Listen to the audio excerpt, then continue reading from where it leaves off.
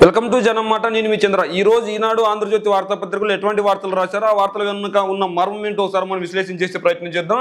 ఈనాడు వార్తాపత్రికను చూసుకున్నట్లయితే beverage corporation MD వాసుదేవరెడ్డిపై వేటు అంటూ ఒక ప్రధాన వార్త రాసుకొచ్చారు. జగన్ ప్రభుత్వం మద్యం దోపిడీలో ఆయనదే ప్రధాన పాత్ర, ఎట్టకేలకు బదిలీ చేసిన ఎన్నికల సంఘం అధికారులు అంటూ ఒక వార్త రాసుకొచ్చారు. అయితే 1,00,000 కోట్లకు పైగా నగదు లావాదేవీలే.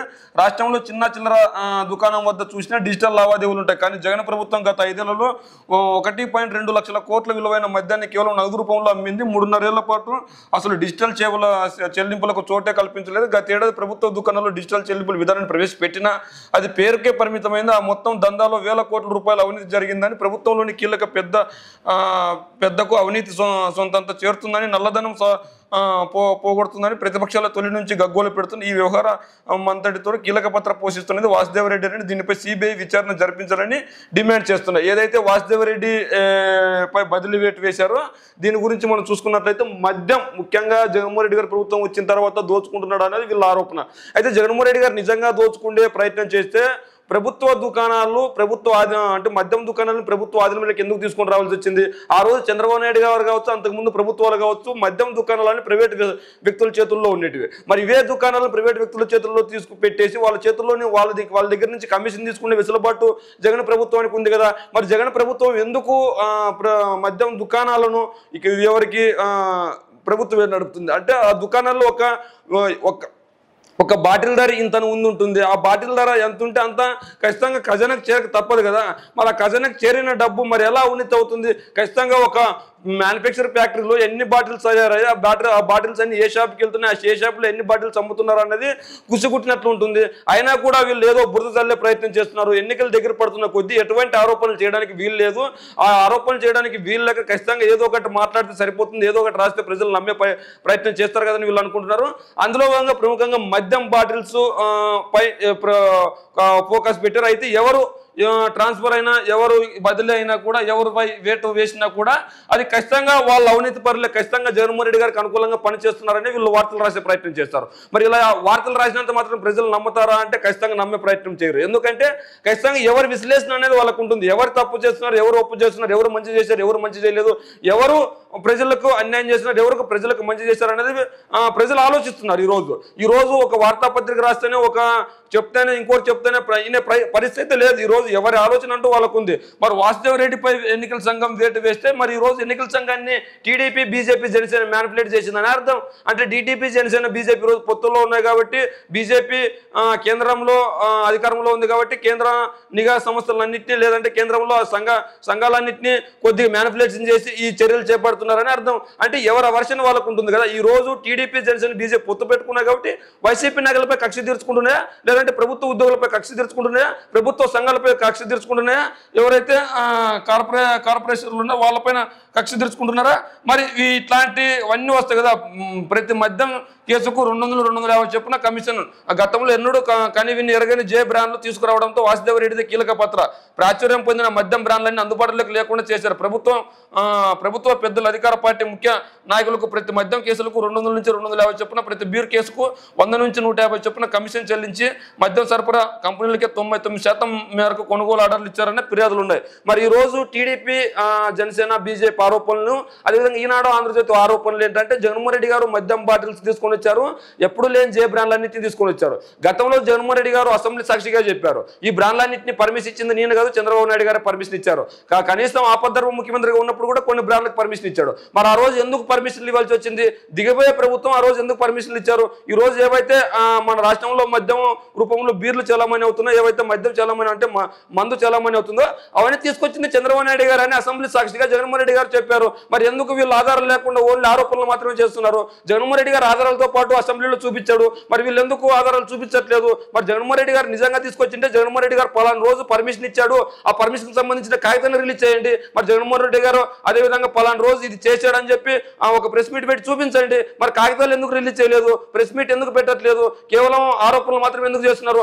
ఆరోపణలు చేసి ఆధారాలు కూడా చూపించాలి కదా. జగన్మోహన్ రెడ్డి గారు పలానా బ్రాండ్కి పలానా రోజు పర్మిషన్ ఇచ్చినాడు, ఆ బ్రాండ్ వల్ల జనాలు ఇబ్బంది పడుతున్నారు, ఆ బ్రాండ్ వల్ల జనాలు చచ్చిపోతున్నారు అని ప్రెస్ రిలీజ్ చేయొచ్చు కదా. ఎవరు పర్మిషన్ ఇచ్చాడో తేటతెల్లమవుతుంది కదా. అలా రిలీజ్ చేస్తే ఖచ్చితంగా ఆ బ్రాండ్ ఎప్పుడు రిలీజ్ అయింది, ఎవరు పర్మిషన్ ఇచ్చారు అనేది కూసుగుచ్చినట్లు తెలుస్తుంది.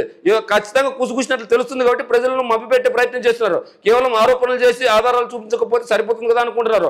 కేవలం మీడియా ముందుకు వచ్చి ఏదో ఒకటి మాట్లాడితే సరిపోతుంది కదా అనుకుంటున్నారు. ఏదో ఒకటి రాస్తే సరిపోతుంది కదా అనుకుంటున్నారు. నిజంగా జగన్మోహన్ రెడ్డి గారు మద్యం ద్వారా దోచుకుంటుంటే పలానా రోజు పలానా కంపెనీకి ఇచ్చాడు, లేదంటే పలానా కంపెనీతో మీటింగ్ పెట్టుకున్నాడు, వాళ్ళకి ఈ మద్యాన్ని కొమ్ము కాస్తున్నాడని చూపిస్తే వార్తలు రాస్తే బాగుంటుందని ప్రజల్లో పాఠకులు అనుకుంటున్నారు. అదేవిధంగా శిరోమణనం కేసులో తోట త్రిమూర్తులకు శిక్ష, వైకాపా ఎమ్మెల్సీ సహా 9 మందికి 18 నెలలు జైలు 1996 నాటి కేసులో విశాఖ కోర్టు నేరం చేసినట్లు నిరూపణ అయిందని వెల్లడి. నిందితులందరికీ 3.4 లక్షలు జరిమానా విధింపు, 2 బాధితులకు 1.50 లక్షలు చొప్పున చెల్లించాలని ఆదేశం. అప్పీలకు వీళ్ళకి శిక్ష అమలు నిలిపివేత. దళిత యువకులకు అవమానీయ శిరోమణనం చేసి మీసాలో తీయించిన ఘటనలో వైకాపా ఎమ్మెల్సీ మండపేట వైకాపా ఎమ్మెల్యే అభ్యర్థి తోట త్రిమూర్తులు దోషి అని విశాఖపట్నం కోర్టు తేల్చింది. ఈ తోట త్రిమూర్తులు గారు ఆ సంఘటనలో పాల్గొన్నాడంటే కోర్టు తీర్పిచ్చింది, బాగుంది. అయితే తోట త్రిమూర్తులు తప్పు చేసాడని రాయండి. వైకాపా అని ఎందుకు రాస్తున్నారు? వైకాపా అప్పుడు ఒక పార్టీనే లేదు కదా. మరి వైకాపా పార్టీ లేనప్పుడు ఆ రోజు ఎమ్మెల్సీనా? ఆయన శిరోమణం చేసినారు ఆ రోజు ఎమ్మెల్యేనా? శిరోమణం చేసినప్పుడు ఆ రోజు ఎమ్మెల్సీ కాదు, ఎమ్మెల్యే అభ్యర్థి కాదు, ఏం కాదు. ఆ రోజు పార్టీనే లేదు. పార్టీ లేనప్పుడు ఆయన జరిగిన సంఘటన ఈ రోజు వైకాపా అభ్యర్థి చేశాడు, వైకాపా ఎమ్మెల్సీ చేసిన రాస్తున్నారు. మరి వైకాపా అనేది ఎందుకు రాస్తున్నారు? అంటే ప్రజలను ఖచ్చితంగా మభ్యపెట్టాలని చూస్తున్నారా? ఖచ్చితంగా ఒక సామాజిక వర్గాన్ని దూరం చేయాలని చూస్తున్నారా? అయితే ఈ రోజు జగన్మోహన్ రెడ్డి గారు ఆయనకి ఎమ్మెల్యే టికెట్ ఇచ్చినాడు. అయితే ఎమ్మెల్యే టికెట్ ఇచ్చాడు, ఎమ్మెల్సీ ఇచ్చాడు. అంత మాత్రాన ఆ రోజు పార్టీ లేదు. ఆ సంఘటన జరిగినప్పుడు ఆయన ఏంటి? ఆ సంఘటన జరిగినప్పుడు ఆయన ఎవరు? తోట త్రిమూర్తులు గారు చేసి తోట త్రిమూర్తులు గారు రాయండి. వైకాపా ఎమ్మెల్సీ, వైకాపా ఎమ్మెల్యే అభ్యర్థి. ఎందుకు ఇలా తోకలు తగిలిస్తున్నారు? ఎక్కడన్నా రోడ్డు యాక్సిడెంట్ జరిగిన వైకాపా కార్యకర్త రోడ్డు యాక్సిడెంట్ లో వైకాపా కార్యకర్త దురుసుగా బైక్ ప్రయాణం, ఆ ప్రయాణంలో వేరే ఒకరిని ఢీ కొట్టాడు.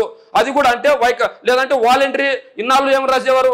వాలంటరీ దురుసు ప్రవర్తన, వాలంటరీ వల్లే ఇలా సంఘటన జరిగింది, వాలంటరీ వాహనం నడుపుతుంటే యాక్సిడెంట్. అంటే ఆ యాక్సిడెంట్ ఎందుకన్నా జరిగింది? ఆ జరిగిన సంఘటన ఎలాగైనా వైసీపీకి అంటగట్టే ప్రయత్నం చేస్తున్నారు. అంటే ఈ రోజు జగన్మోహన్ రెడ్డి గారు ప్రభుత్వం తీసుకొచ్చిన సంక్షేమం గురించి రాయట్లేదు, అదేవిధంగా అభివృద్ధి గురించి రాయట్లేదు, అదేవిధంగా పరిపాలన గురించి రాయట్లేదు. కేవలం ఎక్కడన్నా జరిగిన సంఘటనలు మాత్రం వైసీపీకి అంటగట్టే ప్రయత్నం చేస్తున్నారు. తోట త్రిమూర్తులు గారికి కోర్టు విధించింది, అందరూ స్వాగతిస్తున్నారు. ఆయన కూడా స్వాగతించాడు. ఆ పైకోర్టుకి అప్పీల్ చేసుకునే అవకాశం ఆయనకు కూడా ఉంది. అప్పీల్ చేసుకోవచ్చు, చేసుకోకపోవచ్చు, ఆయన ఇష్టం. అయినా కూడా ఈ రోజు ప్రతి ఒక్కటి జగన్మోహన్ రెడ్డి గారు దగ్గర నుండి చేయించేట్లు వీళ్ళు రాస్తున్నారు. నిజంగా ఆ రోజు తోట త్రిమూర్తులు గారు వైసీపీ పార్టీలో ఉన్నారా? నిజంగా ఆ రోజు వైసీపీ పార్టీ మన రాష్ట్రంలో ఉందా? వైసీపీ పార్టీ ఏర్పడింది ఎప్పుడు? సంఘటన జరిగింది ఎప్పుడు? 1996లో ఈ సంఘటన జరిగింది. మరి 1996లో ఈ సంఘటన జరిగితే ఆ రోజు తోట త్రిమూర్తులు ఎవరు? తోట త్రిమూర్తుల పరిస్థితి ఏంటి? ఆ రోజు పరిస్థితులు ఏంటి? ఈ రోజు పరిస్థితులు ఏంటి? మరి ఎమ్మెల్సీ అని చెప్పారు, ఆ రోజు ఎమ్మెల్సీనా? సంఘటన జరిగినప్పుడు వైసీపీ ఎమ్మెల్సీ ఇలా చేసాడు అని రాయండి. వైసీపీ ఎమ్మెల్సీ ఇలా చేసినాడు కాబట్టి వైసీపీ వాళ్ళని పెంచి పోషిస్తుందని రాయండి. సంఘటన జరిగింది ఎప్పుడో దాన్ని తీసుకొచ్చి ఈ రోజు వైసీపీకి అంటగట్టే ప్రయత్నం చేస్తున్నారు. తోట త్రిమూర్తులు గారు మాత్రమే అక్కడ తప్పు చేసి ఉండొచ్చు. కానీ ఈ రోజు ఆ సంఘటనను కూడా ఈ రోజు వైసీపీ వాళ్ళకి అంటగట్టే ప్రయత్నం చేస్తున్నారు. అయితే ప్రజలు నమ్మే పరిస్థితి లేదు. అదేవిధంగా మనం చూసుకున్నట్లయితే శివన్న అప్పిరెడ్డి పేరిట ఉన్న ఫేస్బుక్ ఖాతా మాయం, తొలగించిన మణి అన్నపిరెడ్డి, సిబిఐ వెతుకుతున్న నిందితుడు, సీఎం జగన్ పక్కనే కథనంతో ఉలికిపాటు, విదేశాలకి పారిపోకుండా విమానాశ్రయాలను అప్రమత్తం చేయండి, హైకోర్టు రిజిస్టర్ జనరల్కు ఫిర్యాదు చేసిన న్యాయవాది లక్ష్మీనారాయణ అంటూ రాశారు. మంగళవారం ఉదయం వరకు కొనసాగిన ఫేస్బుక్ ఖాతా ఏదైతే జగన్మోహన్ రెడ్డి గారు పక్కన ఎవరు ఫోటో తీసుకున్న శివన్నప్పరెడ్డి గారు అనే జగన్మోహన్ రెడ్డి గారు జగన్ అనే వ్యక్తి ఈ రోజు రాష్ట్రంలోనే దేశంలోనే ఒక క్రెడిబిలిటీ ఉన్న నాయకుడు. అలాంటి నాయకుడితో ఎవరు సెల్ఫీ ఇచ్చినా, ఎవరు ఫోటో ఇచ్చినా, ఈవెన్ టీడీపీ వాళ్ళు కావచ్చు, జనసేన వాళ్ళు కావచ్చు, ఆయనతో ఫోటో దిగాలనుకుంటారు. ఫోటో దిగినంత మాత్రం ఆయన సన్నిహితుడు, ఆయన కావాల్సిన వాడు కాదు. మరి ఈ రోజు నారా లోకేష్ గారి దగ్గర ఎవరు ఫోటో తీసుకున్నా కూడా, ఎవరు సెల్ఫీ తీసుకున్నా కూడా తప్పు చేస్తే నారా లోకేష్ గారికి తప్పు చేసినట్లయినా, చంద్రబాబు నాయుడు గారు తప్పు చేసినట్లయినా, టీడీపీ పార్టీ తప్పు చేసినట్లయినా కాదు కదా. కేవలం ఇలాంటి మాటలు మాట్లాడినంత మాత్రాన ఎవరు నమ్మే పరిస్థితి ఉండదు. డ్వాక్రా సంఘాలను ప్రభుత్వం చేసే కార్యక్రమాలు వద్దు, సీఈఓ ముఖేష్ కుమార్ మీనా ఆదేశాలు. స్వయం సహాయక సంఘాల సభ్యులను ప్రభావితం చేసేలా ఎటువంటి కార్యక్రమాలు నిర్వహించరాదని రాష్ట్ర ప్రధాన ఎన్నికల అధికారి ముఖేష్ కుమార్కు మీనా మంగళవారం ఆదేశాలు జారీ చేశారు. పంచాయతీరాజ్, గ్రామీణాభివృద్ధి, పురపాలక, పట్టణాభివృద్ధి శాఖల్లో అధికారులు, క్షేత్రస్థాయి సిబ్బంది ఎవరైనా స్వయం సహాయక సంఘాల సభ్యులతో ఏ కార్యక్రమాలు నిర్వహించినా, ప్రవర్తన నియమావళి ఉల్లంఘన కిందకే వస్తుందని పేర్కొన్నారు. ఏదైతే డ్వాక్రా సంఘాలు ఉన్నాయో ఆ డ్వాక్రా సంఘాలను ప్రభావితం చేసే విధంగా ఎవరు అంటే కార్యక్రమాలు నిర్వహించకూడదని రాష్ట్ర ఎన్నికల సంఘానికి ముఖేష్ కుమార్ ఆదేశాలు జారీ చేశారు. అంటే కేంద్ర ఎన్నికల సంఘం ముఖేష్ కుమార్ రాష్ట్ర ఎన్నికల సంఘం అధికారికి ఆదేశాలు జారీ చేశారు. ఎవరైతే డ్వాక్రా సంఘాలు ఉన్నాయో ఆ డ్వాక్రా సంఘాలను ప్రభావితం చేసే కార్యక్రమాలు ఎవరు చేపట్టవద్దు. అదే పార్టీలైనా కావచ్చు, లేదంటే అధికారులైనా కావచ్చు, ఇంకోరైనా కావచ్చు వాళ్ళని ప్రభావితం చేసే కార్యక్రమాలు అయితే ఎక్కడే కానీ జరగకూడదు. ఖచ్చితంగా నిష్పక్షపాతంగా ఉండాలి. అలా చర్యలు జరిపినట్లయితే వారిపై ఖచ్చితంగా చర్యలు తీసుకుంటామని ఆయన ఆదేశాలు జారీ చేశారు. వాటిని గురించే చెప్పారు. అయితే డ్వాక్రా సంఘాలను ప్రభావితం చేయవద్దని అందరూ ఆయన ఆదేశాలు జారీ చేశారు. అదేవిధంగా వేకువనే పోలీస్ పంజా జగన్పై రాయి విసిరిన కేసులో బలవంతంగా అదుపులోకి బలాలు తెల్లవారుజామునే కాలనీపై దాడి దృష్టిపై బగ్గమన్న వడ్డెర కాలనీ వాసులు అమాయకులను తీసుకెళ్లారని ఆవేదన విడుదల చేయాలని ధర్నా రాస్తారోకో రాత్రి వరకు తెలియని ఆచూకు ఎవరైతే జగన్మోహన్ రెడ్డి గారు 200 కోసం రోడ్డు షోకు వెళ్తే నేరం మోపుతారా విజయవాడ అంజిత్ సింగ్లో రహదారిపై ఆందోళన చేస్తున్న వడ్డెర కాలనీ ప్రజలు ఏదైతే జగన్మోహన్ రెడ్డి గారిపై దాడి జరిగిందో ఆ దాడికి సంబంధించిన నిందితుల్ని పోలీసులు అరెస్ట్ చేశారు. అయితే వాళ్ళ పై ఉన్నది కేవలం ఆరోపణలు మాత్రమే. అవి నిజంగా జరిగాయా లేదా, మరి ఎలా జరిగాయి, ఎవరు చేశారో అన్నది ఇంకా పూర్తిగా తెలియదు. అయితే కొంతమందిని అయితే అరెస్ట్ చేశారు. ఆ అరెస్ట్ చేసిన వాళ్ళకి మద్దతుగా కాలనీ వాసులు అని చెప్పి ఒక వార్త రాశారు. మరి నిజంగా ఆ సతీష్ అనే వ్యక్తి ఎవరైతే ఉన్నారో ఆ వ్యక్తి నిజంగా ఆ హత్య చేశాడా లేదా అనేది కూడా మనం చూడాలి. మనం నిజంగా అంటే హత్యా ప్రయత్నం చేశాడా అనేది మనం చూడాలి. హత్యా ప్రయత్నం అంటే జగన్పై రాయి విసరడంతో దాన్ని హత్యా ప్రయత్నం కింద ఆరోపణలు చేస్తున్నారు. అయితే జగన్మోహన్ రెడ్డి గారిని చంపే ప్రయత్నాలు చేస్తున్నారు, ఆరోపణలు చేస్తున్నారు. ఇప్పుడు ఈ రోజు విజయవాడ అంజిత్ సంఘంలో రహదారిపై ఆందోళన చేస్తున్న వడ్డెర కాలనీ ప్రజలంట. అయితే ఈ రోజు జగన్మోహన్ రెడ్డి గారిపై ఎవరైతే రాయి విసిరి హత్యా ప్రయత్నం చేయడానికి ప్రయత్నించారో దానికి సంబంధించి కొంతమంది నిందితుల్ని అరెస్ట్ చేశారు. అయితే వెళ్తే నేరం మోపుతారా, ఇక్కడ మనం వాళ్ళ అమ్మగారు మాట్లాడారు. మీ అబ్బాయి సొల్యూషన్ పిలుస్తున్నాడు, విచారించే వెంటనే పంపిస్తామని వాడు నిద్రపోతున్నప్పుడు పోలీసు తీసుకెళ్లారు. ఆధార్ కార్డు తీసుకొని పోలీస్ స్టేషన్కి రమ్మన్నారు. మా వాడికి ఏం తెలీదు. మా అర్చీ వద్దకు జగన్ వచ్చినప్పుడు వైకాపా జెండా పట్టుకుని నిలబడితే మహిళలకు 200 పురుషులకు 300 ఇస్తామన్నారు. దీంతో మేము వెళ్ళి రోడ్డుపై నిలబడ్డాం. వారిచ్చే డబ్బులు కాసిపడి వెళ్లకుండా మా ఇంట్లో ఉంటే ఆ అవస్థలు తప్పేవి, వెళ్ళినందుకు మా పిల్లాడిపై నేరం మోపుతారా అంటూ ఆవిడ మాట్లాడింది. అయితే ఈ రోజు నిజంగా ఈవిడ 200 రూపాయలకి 300 రూపాయలకి డబ్బుల కోసం మేము వెళ్ళామని చెప్తుందని ఈనాడు వార్తాపత్రిక ఆవిడ ఫోటో వేసి ముద్రించారు. నిజంగా ఆవిడ చెప్పిందా? మరి నిజంగా 200 300 ఇచ్చింటే మరి ఆ రోజు జగన్మోహన్ రెడ్డి గారిపై దాడి జరిగిన రోజు ఎందుకు ఇవిడ బయటకు వచ్చి చెప్పలేదు? మాకు 200 ఇచ్చారు 300 ఇచ్చారు, వాళ్ళ అబ్బాయిని అరెస్ట్ చేసిన తర్వాత వీళ్ళ ఎందుకు మాట్లాడాల్సి వచ్చింది? ఈ రోజు జగన్మోహన్ రెడ్డి గారిపై హత్యా ప్రయత్నం జరిగింది. జగన్మోహన్ రెడ్డిపై ఒక రాయి విసిరారంటే అది కన్నకు తగిలిన కన్న పోయేది, లేదంటే ఇక్కడ మెదడుకు తగిలిన ప్రాణం పోయేది. అంటే అది హత్యా ప్రయత్నం జరిగినప్పుడు ఖచ్చితంగా ఆ అబ్బాయి చేసాడా లేదా అనేది నిరూపించుకోవాలి. ఆ అబ్బాయి ఎక్కడున్నాడని నిరూపించుకోవాలి. ఆ అబ్బాయి ఏం చేస్తున్నాడని నిరూపించుకోవాలి. ఆ అబ్బాయి మానసిక పరిస్థితులు అని నిరూపించుకోవాలి. ఆ అబ్బాయి గత జీవితం ఎలా ఉందని చూపించి మా అబ్బాయి తప్పు చేయలేదని చెప్పాలి. అలా కాకుండా ఈరోజు జగన్మోహన్ రెడ్డి గారిపై హత్యా ప్రయత్నం చేశాడు అని ఆరోపణలు వచ్చిన తర్వాత నిందితుల్ని పోలీసులు విచారించే హక్కు ఉంటుంది. విచారించే హక్కు లేకుండా కూడా పోలీస్ పంజా అని వీళ్ళు మాట్లాడారు. వేకునే పోలీస్ పంజా అంటే జగన్మోహన్ రెడ్డి గారిపై దాడి జరిగిన సంఘటనకు దాడి జరిగిన సంఘటనలో ఎవరైతే నిందితులు ఉన్నారో, ఎవరైతే ఆరోపణలు చేయబడ్డారో, ఎవరైతే అనుమానితులు ఉన్నారో వాళ్ళని విచారించే హక్కు కూడా పోలీసులకు లేదా? ఈరోజు పోలీసులపై ఇలాంటి వార్త ఎందుకు రాస్తుంది? పోలీస్ పంజా అని. పోలీసులు నిజంగా ఆ వడ్డెర కాలనీలో పడి ప్రతి ఒక్క కుటుంబంలోనే ఇబ్బంది పెట్టారా? ప్రతి కుటుంబంలో ఒకరిని తీసుకెళ్లారా? ప్రతి కుటుంబాన్ని ఒకరిని తీసుకెళ్లి వాళ్ళని మానసికంగా ఇబ్బంది పెట్టారా? అలా ఏం పెట్టలేదు కదా. ఎవరైతే అనుమానితులు ఉన్నారో వాళ్ళని అరెస్ట్ చేశారు.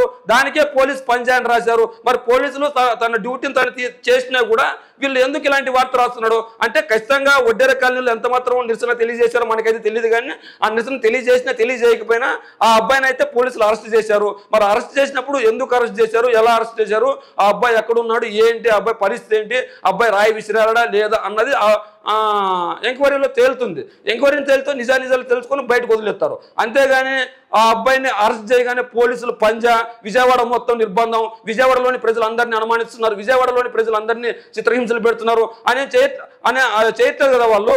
అలా చేస్తున్నట్లు పోలీస్ పంజా అని రాశారు. ఇలా చేస్తే పోలీస్ పంజా అని రాయండి. పోలీసులు ఎవరైనా కొడితే పోలీస్ పంజా అని రాయండి. పోలీసు ఎవరినైనా ఇబ్బంది పెడితే పోలీసు ఇలా ప్రవర్తిస్తుందని రాయండి. పోలీసులు ఎటువంటి చర్యలు చేపట్టకపోయినా ఇలాంటి వార్తలు రాసినంత మాత్రాన అంటే వీళ్ళు రాసిన వార్తలకు ఏంటి అర్థం అంటే జగన్మోహన్ రెడ్డి గారిపై ఎవరైతే దాడి చేశారో వాళ్ళని అరెస్ట్ చేయకూడదని ఈనాడు ఆంధ్రజ్యోతికి అనుకుంటుందా? జగన్మోహన్ రెడ్డిపై మళ్ళీ ఇంకోసారి దాడి చేయాలని వీళ్ళు కోరుకుంటున్నారా? జగన్మోహన్ రెడ్డి గారిపై ఏదైతే దాడి జరిగిందో ఆ దాడిని వీళ్ళు ప్రోత్సహిస్తున్నారా? అంటే జగన్మోహన్ రెడ్డి గారిపై జరిగిన దాడికి వీళ్ళకి వ్యతిరేకమా? జగన్మోహన్ రెడ్డిపై జరిగిన దాడి ఎవరైతే నిందితులు ఉన్నారో వాళ్ళని అరెస్ట్ చేసి ఎవరిపైన అయితే ఆరోపణలు ఉన్నారో వాళ్ళని అరెస్ట్ చేసి వాళ్ళని విచారణ చేసిన తర్వాత నిజానిజాలు తెలుస్తాయి కదా. ఎవరైతే వాళ్ళు నిజానిజాలు తెలుసుకుంటే తప్పేముంది మరి. అంటే జగన్మోహన్ రెడ్డి గారిపై ఎవరైతే హత్యా ప్రయత్నం చేశారో, ఎవరైతే రాయి విసిరారో, ఎవరైతే ఆయనపై దురుసుగా ప్రవర్తించారో వాళ్ళు జగన్మోహన్ రెడ్డి గారిపై దాడి చేసినా సరే వాళ్ళని అరెస్ట్ చేయకూడదు. వాళ్ళని అంటే ఈరోజు ఎవరిని అరెస్ట్ చేయకూడదు, ఎవరిని ఇబ్బంది పెట్టకూడదు అని వీళ్ళు రాసిన వార్తకు అర్థం. అదేవిధంగా ఎదురుకాల్పులో 29 మంది మావోయిస్టులు మృతి, కేకర్ అడవుల్లో బీకార్ పోరు, రక్త ముడిన ఛత్తీస్గఢ్ బీఎస్ఎఫ్ ఇన్స్పెక్టర్, 2 జవాన్లకు గాయాలు, సార్వత్రిక ఎన్నికలకు ముందు భారీ ఘటన, ఆపరేషన్ తెలుగు ఐపీఎస్ నేతృత్వం వహించాడు అంటూ ఒక వార్త రాసుకొచ్చారు. ఏదైతే ఎన్కౌంటర్ జరిగిన ప్రాంతంలో భద్రతా సిబ్బంది ఫోటో వేశారు.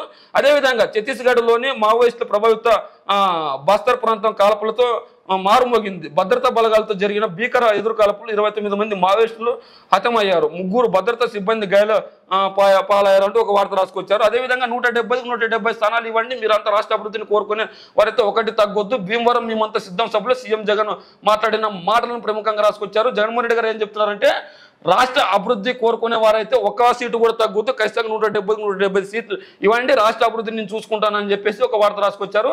అయితే జగన్మోహన్ రెడ్డి గారు లాంటి వ్యక్తి మాట్లాడిన మేమంతా సిద్ధం సభలో మాట్లాడినా కూడా వీళ్ళు జగన్మోహన్ రెడ్డి గారు ఫోటో వేయకుండా కేవలం చిన్న వార్తగా రాయడాన్ని ఎలా చూస్తారు? అదేవిధంగా జగన్మోహన్ రెడ్డి గారిపై ఈరోజు అవినాష్ కానీ లేదంటే షర్మిల కానీ సునీత కానీ మాట్లాడితే రాసే వీళ్ళు ఈరోజు జగన్మోహన్ రెడ్డి గారు మాట్లాడిన ఎందుకు రాయట్లేదు అంటే ఈ రాష్ట్ర ఆపదరు ముఖ్యమంత్రి మాట్లాడినా వీళ్ళకి రాసే చూపించే మనసు లేదు, ఆ ఫోటో వేసే దికానా లేదు, కేవలం ఆయన మాట్లాడిన మాటలు మాత్రమే వేశారు. అదేవిధంగా వివేక హత్య కేసులో అవినాష్ రెడ్డి తప్పించుకోలేరు, శాస్త్రీయమైన ఆధారాలు ఉన్నాయి, అవినాష్ రెడ్డి ఆరోపణలకు సమాధానం ఇచ్చిన సునీత. అవినాష్ రెడ్డి తప్పించుకోలేదు, శాస్త్రీయమైన ఆధారాలు ఉన్నాయి, అవినాష్ రెడ్డి ఆరోపణలకు సమాధానం ఇచ్చిన. శాస్త్రీయమైన ఆధారాలు ఉన్నప్పుడు సిబిఐకి ఇవ్వండి, కోర్టుకి ఇవ్వండి, సబ్మిషన్ చేయండి, అవినాష్ రెడ్డికి శిక్ష పడే విధంగా చేయండి. ప్రెస్ మీట్ ముందుకు వచ్చి లేదంటే టీవీల ముందుకు వచ్చి మాట్లాడిన మాత్రాన శిక్ష పడదు ఎవరికి. ఖచ్చితంగా శిక్ష పడాలంటే కోర్టులు నమ్మాలి, న్యాయమూర్తులు నమ్మాలి, న్యాయమూర్తులు నమ్మిన తర్వాతే శిక్ష పడుతుంది. అంతేగాని మీరు ఆరోపణలు చేసి లేదంటే ప్రెజెంటేషన్ ఇచ్చినంత మాత్రాన అరకొర ప్రజలు అంటే అమాయకు ప్రజలు నమ్ముతారేమో కానీ ఈరోజు ఆంధ్రప్రదేశ్లో ఉన్న మేధావి వర్గం కావచ్చు, తెలివైన ప్రజలు కావచ్చు, ఎవరు నమ్మే పరిస్థితి లేదు. ఈ రోజు ఆంధ్రప్రదేశ్లో అమాయక ప్రజలు ఎవరు లేరని నా అభిప్రాయం. అదేవిధంగా సివిల్స్లో తెలుగు తేజాలు 3వ స్థానంలో నిలిచిన తెలంగాణ యువత అనన్యారెడ్డి, విజేతల్లో 60 మంది తెలుగు విద్యార్థులు, 4కి 100 లోపు ర్యాంకులు. టాపర్గా లఖన్పూర్కు చెందిన ఆదిత్య శ్రీనివాసన్, ఒడిశాకు చెందిన అనిమేష్ ప్రధాన్కు 2వ ర్యాంక్ అంటూ ఐఏఎస్లో అనన్య రెడ్డి అనే అమ్మాయికి 3వ ర్యాంకు, 3వ స్థానంలో నిలిచింది. సివిల్స్లో ఏవైతే సివిల్స్ ఫలితాలు రిలీజ్ చేశారో ఆ సివిల్స్లో మన తెలుగు అమ్మాయి అనన్య రెడ్డికి 3వ ర్యాంక్ వచ్చింది. అనన్య రెడ్డికి మన ఛానల్ తరపున కూడా అభినందనలు తెలియజేస్తున్నాం. ఎందుకంటే ఐఏఎస్లో ర్యాంకు రావడం అంటే ఆశామాసి కాదు, అది దేశంలోనే 3వ ర్యాంకు అనన్య రెడ్డికి వచ్చింది. అది కూడా ఎక్కడ అమ్మాయి అంటే దేశవ్యాప్తంగా అత్యంత ప్రతిష్టాత్మకంగా భావించే సివిల్ సర్వీస్ పరీక్ష 2023లో తెలుగు రాష్ట్రాల అభ్యర్థులు సత్తా చాటారు. తెలంగాణ, ఆంధ్రప్రదేశ్ నుంచి సుమారు 60 మంది విజేతలుగా నిలిచారు. మహబూబ్ నగర్కి చెందిన దోసూరు అనన్య రెడ్డి తొలి ప్రయత్నంలోనే జాతీయ స్థాయిలో 3వ ర్యాంకు సాధించారు. తెలంగాణ అభ్యర్థులు వరుసగా 2వ సంవత్సరం జాతీయ స్థాయిలో 3వ ర్యాంకు సాధించడం విశేషం. తెలుగు రాష్ట్రాలకు చెందిన 4 100 లోపే ర్యాంకులు, 11 మంది 200 లోపు ర్యాంకులు పొందారు. 2 రాష్ట్రాల నుంచి విజేతలుగా నిలిచిన వారిలో మధ్యతరగతి కుటుంబాలకు చెందిన వారు ఎక్కువగా ఉన్నారు. లఖన్పూర్కు చెందిన ఆదిత్య శ్రీనివాస్ పరీక్షలో తొలి స్థానంలో నిలిచారు. అయితే ఆంధ్రప్రదేశ్, తెలంగాణ సంబంధించిన అభ్యర్థులు ఎవరైతే ఉన్నారో వాళ్ళకి 60 మందికి ఈ సివిల్స్ పరీక్షలో ఉత్తేజితులు అయినారని చెప్పేసారు. రాముడు చూపించిన బాట అంటూ ప్రముఖంగా రాసుకొచ్చారు. ఈరోజు శ్రీరామనవమి సందర్భంగా రాముడు చూపించిన బాట అంటూ ఒక వార్త రాసుకొచ్చారు. అదే జగన్కు చెప్పిన జగన్కి ఏమని చెప్పావు, వివేకాది గుండెపోటు అని చెప్పావా, హత్యకు గురయ్యారని చెప్పావా? అక్కడి దృశ్యం చూస్తే గుండెపోటు కాదని తెలుస్తుంది. హత్య అంటే డీజీపీని జగన్ అలర్ట్ చేయాలని కదా, హత్య అంటే జగన్ అలర్ట్ చేయాలి కదా. ఆ ఫోన్ తీసుకెళ్లి సిబిఐకి ఇవ్వండి, కడిగిన ముత్యంలో బయటికి వస్తారు కదా. వివేక గురించి ఏనాడైనా మంచిగా రాశారా? అన్ని ఆధారాలు ఉన్నాయి, రాజకీయంగా అడ్డుకోవడం వల్లే దర్యాప్తులో జోక్యం. వైఎస్ సునీత ధ్వజం. వైఎస్ సునీత ఏదైతే వాళ్ళ నాన్నగారి హత్యకు సంబంధించో అవినాష్ రెడ్డిపై ఆరోపణలు చేస్తుంది. ఈ రోజు ఈవిడ ఎన్నికల సమయంలో ఎందుకు రావాలి? 2019 ఎన్నికల్లో జగన్మోహన్ రెడ్డి గారు గెలవగానే తిరుగుబాటు జెండా ఎగరవేసి ఆయనపై చర్యలు తీసుకోవాలని మాట్లాడాలి కదా. ఈ రోజు మాట్లాడితేనే మీడియా ముందుకు వచ్చి మాట్లాడుతుంది, లేదంటే ప్రజల్లోకి వచ్చి మైకి పట్టుకొని మాట్లాడుతుంది. అంటే ఇదంతా జగన్మోహన్ రెడ్డి గారికి వ్యతిరేకంగా కూడగట్టే ప్రయత్నం. జగన్మోహన్ రెడ్డి గారికి ఓటు వేద్దామని ఒకసారి చెప్తారు, అవినాష్ రెడ్డి అయితే హత్య చేసేయడానికి ఇంకోసారి చెప్తారు. నిజంగా 2019 ఎన్నికలప్పుడు అవినాష్ అంటే 2019 ఎప్పుడైతే ఎన్నికల నోటిఫికేషన్ వచ్చిందో అంతకుముందు అవినాష్ రెడ్డి కోసం వివేకానంద రెడ్డి గారు కడప జిల్లాలో పనిచేశారా లేదా, వేంపల్లి అనే పట్టణంలో పనిచేశారా లేదా, 2014 సమయంలో వివేకానంద రెడ్డి అవినాష్ రెడ్డి కోసం పనిచేశారా లేదా? మరి అలాంటప్పుడు అవినాష్ రెడ్డి వివేకానంద రెడ్డిని చంపాల్సిన అవసరం ఏముంది? అంటే కేవలం వీళ్ళు మాట్లాడిని డ్రామా మాటలుగా ఉన్నాయి. గులకరాయి హైడ్రామా కేసులో పోలీసుల అదుపులో 5 మైనర్లు, ఒకరు దాడి చేశారు, మిగతా 4 పక్కనే ఉన్నారు. పోలీసుల లింకుల అధికారికంగా సమాచారాన్ని వైనం రోడ్డెక్కి తల్లిదండ్రుల నిరసనలో మా బిడ్డలకు ఏ పాపం తెలియదు, జెండాలు పట్టుకుంటే 200 ఇస్తామన్నారు. నేతల మాటలు విని పిల్లలను తీసుకెళ్లాం, మైనర్ల తల్లిదండ్రులు వెల్లడి కేసులు పెడతామని పోలీసులు బెదిరింపులు. దీంతో ఆందోళన విరమణ. మరో కోడి కత్తి కేసుగా మారుస్తారేమోనని అనుమానం. ఏదైతే నిందితుల్ని జగన్మోహన్ రెడ్డి గారిపై హత్యా ప్రయత్నంలో నిందితులు ఎవరైతే అరెస్ట్ చేశారో వాళ్ళు గులకరాయి కేసులో హైడ్రామా అంటూ ఒక వార్త రాశారు. నిజంగా నాకు నవ్వు వస్తుంది. పోలీసులు పని చేసినా తప్పే. మరి ఆ పోలీసులు పని చేయకపోతే మరి సీఎంపై దాడి జరిగినా కూడా పట్టించుకోకుండా వదిలేయాలా? మరి సీఎంపై ఈరోజు ఎవరు దాడి చేసినా ఖచ్చితంగా శిక్ష పడాలి. అది నేను దాడి చేసినా, ఇంకోటి దాడి చేసినా ఖచ్చితంగా శిక్ష పడాలి. మరి ఎవరైతే 5 అరెస్ట్ చేశారో ఆ 5 విచారించే ప్రయత్నంలో అరెస్ట్ చేశారు తప్ప వాళ్ళపైన ఏమన్నా చర్యలు తీసుకున్నారా, వాళ్ళని ఏమన్నా కొట్టారా? వాళ్ళని కొట్టి ఒప్పించింటే తప్పు. వాళ్ళు ఇంకా బయటికే రాలేదు, మళ్ళీ లోపల ఏం జరుగుతుందో ఎవరికి తెలియదు. ఊరికే హైడ్రామా అని రాసేస్తే ప్రజలు నమ్మేస్తారు. ఖచ్చితంగా జగన్మోహన్ రెడ్డి గారు ఏదో హింసిస్తున్నాడు అని చెప్పి. ఈరోజు దాడి జరిగింది జగన్మోహన్ రెడ్డి గారిపై. గులకరాయి కేసులో హైడ్రామా అంట. మరి దాడి జరిగిందా లేదా? మరి జగన్మోహన్ రెడ్డి గారికి రక్తం వచ్చిందా లేదా? మరి రక్తం వచ్చేటట్ల దాడి జరిగిందా లేదా? మరి ఈరోజు మీరు పోలీసులు యాక్షన్ తీసుకున్నా తప్పే, యాక్షన్ తీసుకోకపోయినా తప్పే అన్నట్లు రాశారు. అదేవిధంగా జగన్ సేవలో జవహర్ అంటూ ఒక వార్త రాసుకొచ్చారు.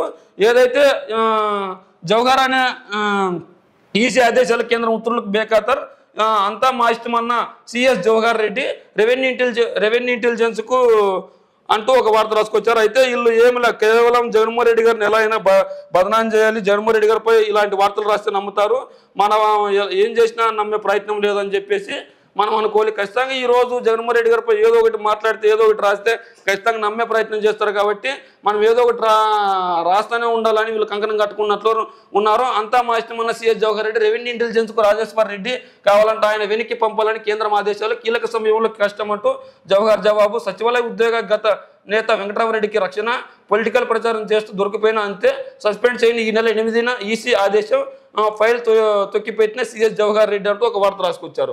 అయితే ఇంకో వార్త చూసుకున్నట్లయితే వాసుదేవ్ రెడ్డిపై వేటు, మద్యం మాస్టర్ వాసుదేవ్ రెడ్డిపై వేటు. మనం ఇంతకుముందే చెప్పుకున్నాం ఈ మద్యం గురించి. అదేవిధంగా ఇది జవహర్ రెడ్డి అనే వ్యక్తి సివిల్ సర్వీస్ ఎంప్లాయ్. ఆ వ్యక్తి ఈరోజు దేశంలోనే చాలా జిల్లాల్లో, చాలా రాష్ట్రాల్లో ఆయన మంచిగా పనిచేసి ఈ స్థాయికి వచ్చాడు. మరి అలాంటి వ్యక్తిపై బురద జల్లే ప్రయత్నం చేస్తున్నారు. ఎందుకంటే ఆయనకి తోక ఉండడం, ఆ తోక అనేది రెడ్డి తోక ఉంటే చాలు, అది వైసీపీకి అంటగట్టే ప్రయత్నం చేస్తారు. మరి ఈ రోజు ఆయన నిజంగా వైసీపీ కార్యకర్తన సిఎస్ పోస్ట్లో ఉన్నాడు కాదు కదా, నిజంగా రెడ్డి అని సిఎస్ పోస్ట్లో ఉన్నాడు కాదు కదా. ఆయన ఏదైతే మన దేశంలో ప్రతిష్టాత్మకంగా నిర్వహిస్తారో ఆ సివిల్ సర్వీస్ పాస్ అయ్యి ఇక్కడ పనిచేస్తున్నారు. మరి అలా పనిచేసే వ్యక్తిపై కేవలం వీళ్ళు బురద జల్లే ప్రయత్నం చేస్తున్నారు. సలహాదారులకు కోడ్ వర్తిస్తుంది, నియమావళి ఉల్లంఘిస్తే కఠిన చర్యలు, కేంద్ర ఎన్నికల సంఘం స్పష్టీకరణ అంటూ ఒక వార్త రాశారు. టీడీపీ కూటమికి 20 ఎంపీ సీట్లు, రేపటి నుంచే నామినేషన్, రాష్ట్రంలో లోక్సభ అసెంబ్లీ ఎన్నికలకు జారీ కానున్న నోటిఫికేషన్. ఇందులో బీజేపీకి 5 దక్కే ఛాన్స్, వైసీపీకి 5 స్థానాలకు మించి రావు. APP voter survey. మరి ఇది నిజంగా టీడీపీ కూటమికి 20 సీట్లు వస్తే ఈ రోజు ఈ సర్వే సంస్థలను కనుక చూసుకున్నట్లయితే దాదాపు 12 సర్వే సంస్థలు రిలీజ్ చేస్తే 12 సర్వే సంస్థల్లో 2 మాత్రమే కూటమి వస్తుంది, 10 సర్వే సంస్థలు వైసీపీ వస్తుందని చెప్తుంది. మరి ఆ 10 సర్వే సంస్థలను మనం ప్రాముఖ్యంగా తీసుకోవాలి, ఈ 2 సర్వే సంస్థలను ప్రాముఖ్యంగా తీసుకోవాలా? ఈనాడు ఆంధ్రజ్యోతి రాయకపోతే ఆ సర్వే సంస్థలు ప్రామాణికం కాదా? మరి జగన్మోహన్ రెడ్డి గారికి వచ్చే సీట్ల గురించి వీళ్ళు ఎందుకు రాయలేదు? జగన్మోహన్ రెడ్డి గారికి అనుకూలంగా చెప్పిన సర్వే సంస్థల గురించి వీళ్ళు ఎందుకు రాయలేదు? అంటే ప్రజలను నమ్మించే ప్రయత్నం వీళ్ళు చేస్తున్నారు. వైసీపీ ఎమ్మెల్యే తోట తిమితలకు 7.5 జైలు, దళిత శివరామన్నపై కేసులు 27 ఏళ్ల తర్వాత ప్రత్యేక కోర్టు, 27 ఏళ్ల తర్వాత 27 ఏళ్ల కింద జరిగిన సంఘటన ఈరోజు వైసీపీకి అంటగట్టే ప్రయత్నం చేస్తున్నారు. మరో 8 మందికి కూడా జైలు శిక్ష, 42 జమ బాధిన ఆహారానికి అదే ఏదైతే ఉందో దాన్ని వైసీపీకి అంటగట్టే ప్రయత్నం చేస్తున్నారు. మనం ఇంతకుముందే చెప్పుకున్నాం 29 నక్సల్స్ నక్సల్ చరిత్రలోని భారీ ప్రాణ నష్టం అంటూ మనకి ఎన్కౌంటర్ ఏదో జరిగిందో ఆ ఎన్కౌంటర్ గురించి రాశారు. మనం మృతుల్లో డిపిఎస్ నేత శంకర్రావు, ఆయన భార్య సుమాన కూడా. శంకర్రావుపై 10 లక్షల రివార్డు, ఆయన స్వస్థలం భూపాలపల్లి జిల్లా. మావోయిస్టుల వినోద్ బావుడి, లలిత మాధవి రాజు మృతదేహాలపై గుర్తింపు, మీరా పైన 10 లక్షల రివార్డులు, నక్సల్స్ కాల్పులు, 2 పోలీసులకు గాయాలు, హెలికాప్టర్లో రాయ్పూర్ ఆసుపత్రికి ఆపరేషన్ తెలుగు అధికారి నేతృత్వం, AK-47 MLR ఇన్సెన్సివ్ తుపాకులు సీజ్, ఎన్నికల విధ్వంసానికి కుట్రలు, సకాలంలో సమాచారం, కూబింగ్ మృతదేహాలను ఇంకా తరలించాల్సి ఉందని చెప్పి ఒక వార్త రాసుకొచ్చారు. మూసివేత దిశగా విశాఖ ఉక్కు రెండో కోక్ ఫ్రేన్లో జీరో ఉత్పత్తి, 3 బస్ట్ ఫ్రేన్లో రోజుకి 20,000 టన్నుల ఉత్పత్తి ఇప్పుడు అవుతున్నది 5,000 టన్నులే. 2 రోజుల్లో బొగ్గు సరఫరా కాకపోతే ఫ్లాట్ మూతే. అదాని గన్నవరం పోర్టు కార్మికుల ఆందోళన, అదాని గగవరం పోర్టు కార్మికుల ఆందోళన ఫలితం అంటూ ఒక వార్త రాసుకొచ్చారు. అదేవిధంగా మనం ఇక్కడ చూసుకున్నట్లయితే అనన్య 3వ ర్యాంకు, సివిల్స్లో స్వయం కృషి, ఇంట్లోనే చదివి ర్యాంకు కొట్టిన పలువురు రాష్ట్ర విద్యార్థులు, మెకానిక్ కుమారుడికి 202వ ర్యాంకు, సిఐ అవమానించడంతో ఉద్యోగానికి రాజీనామా, 4వ ప్రయత్నంలో 780వ ర్యాంకు, కానిస్టేబుల్ ఉదయ్ కృష్ణారెడ్డి విజయగాథ. ఏదైతే కానిస్టేబుల్ అనే విజయ్ కృష్ణారెడ్డి అనే వ్యక్తిని సిఐ అవమానించడంతో ఆయన ప్రతిష్టాత్మకంగా తీసుకొని ఆయన 4వ ప్రయత్నం ఉద్యోగానికి రాజీనామా చేసి 4వ ప్రయత్నంలో సివిల్ ర్యాంక్ కొట్టాడు. ఇది నిజమైన సంఘటన. అంటే ఆయన అవమానాన్ని ఎదుర్కోవాలని చెప్పేసి అవమానాన్ని దిగమింగి మళ్ళా సివిల్స్లో ర్యాంకు సాధించి ఈరోజు ఈయన ర్యాంకు కొట్టాడంటే ఈయన ఎంతటి కష్టాన్ని ఎదుర్కొంటాడో మనం ఆలోచించాలి. ఆ రోజు కానిస్టేబుల్గా ఉద్యోగం చేస్తున్నప్పుడు అవమానించడంతో ఉద్యోగానికి రాజీనామా చేసి మరి ఆయన ప్రయత్నం చేశాడు. మరి ఇలాంటి వ్యక్తులకు ఎవరైనా సెల్యూట్ చేయాల్సింది. ఎందుకంటే ఈరోజు అవమానాన్ని దిగమింగి అవమానాన్ని ఎలా అయినా ఎదిరించాలని చెప్పేసి ఈయన ర్యాంక్ సాధించాడు. అదేవిధంగా అనన్య అనే అమ్మాయికి 3వ ర్యాంకు వచ్చింది సివిల్స్లో అని చెప్పేసి మనం చూస్తున్నాము. అయితే సివిల్స్ ర్యాంకుల్లో తెలుగు విద్యార్థులు చెత్తా చాటారని మనకు తెలుస్తుంది. మరి ఏదేమైనప్పటికీ ఈరోజు ఈనాడు ఆంధ్రజ్యోతి వార్తాపత్రికల్లో వార్తలు ఎలా ఉన్నాయంటే కేవలం జగన్మోహన్ రెడ్డి గారు చేసిన తప్పుల గురించి రాయకుండా అధికారులు చేసిన తప్పులను జగన్మోహన్ రెడ్డి గారిని కంటగట్టే ప్రయత్నం చేస్తున్నారు. అదేవిధంగా ఎప్పుడో జరిగిన సంఘటనలు కూడా జగన్మోహన్ రెడ్డి గారిని కంటగట్టే ప్రయత్నం చేస్తున్నారు. అదేవిధంగా జగన్మోహన్ రెడ్డి గారు నిజంగా ప్రజాపాలన సంక్షేమ పాలన సరిగ్గా చేయకపోతే దాని గురించి రాయట్లేదు. మరి నిజంగా జగన్మోహన్ రెడ్డి గారు ప్రజాపాలన సంక్షేమ పాలన చేస్తున్నాడు కాబట్టి వాటి గురించి ప్రశ్నించే అవకాశం లేకుండా కేవలం ఇసుక మద్యం అనే 2 అంశాల గురించే మన వార్తాపత్రికల్లో గత 6 నెలలుగా వార్తలు రాస్తున్నారు. మరి ఇలా ఈ 2 అంశాల గురించే తప్పకుండా విద్య గురించి రాయట్లేదు, వైద్యం గురించి రాయట్లేదు, సంక్షేమ పథకాల గురించి రాయట్లేదు, మరి అభివృద్ధి గురించి రాయట్లేదు. మరి 2 అంశాల గురించి ఎందుకు రాస్తున్నారంటే ఆ 2 అంశాల గురించి ప్రజలకు స్పష్టమైన సమాచారం లేదు కాబట్టి ఆ సమాచారం లేనప్పుడు ఏదో ఒకటి రాస్తే నిజమే కదా అనుకునే ప్రయత్నం చేస్తారని చెప్పేసి ఆ 2 అంశాల గురించి రాస్తున్నారు. మరి ఈ రోజు ఈనాడు ఆంధ్రజ్యోతి రాసిన వార్తల గురించి మీరేమనుకుంటున్నారు? మరి అదేవిధంగా వీళ్ళు రాసిన వార్తలు నిజంగానే ఉన్నాయా లేదంటే మభ్యపెట్టే విధంగా ఉన్నాయా? మరి వీళ్ళు రాసినంత మాత్రం జగన్మోహన్ రెడ్డి గారికి డ్యామేజ్ వచ్చే అవకాశం ఉందా? మరి డ్యామేజ్ వచ్చే అవకాశం లేదా? ఇలా ఎన్నో అంశాల గురించి మీ కామెంట్ రూపంలో తెలియజేయండి.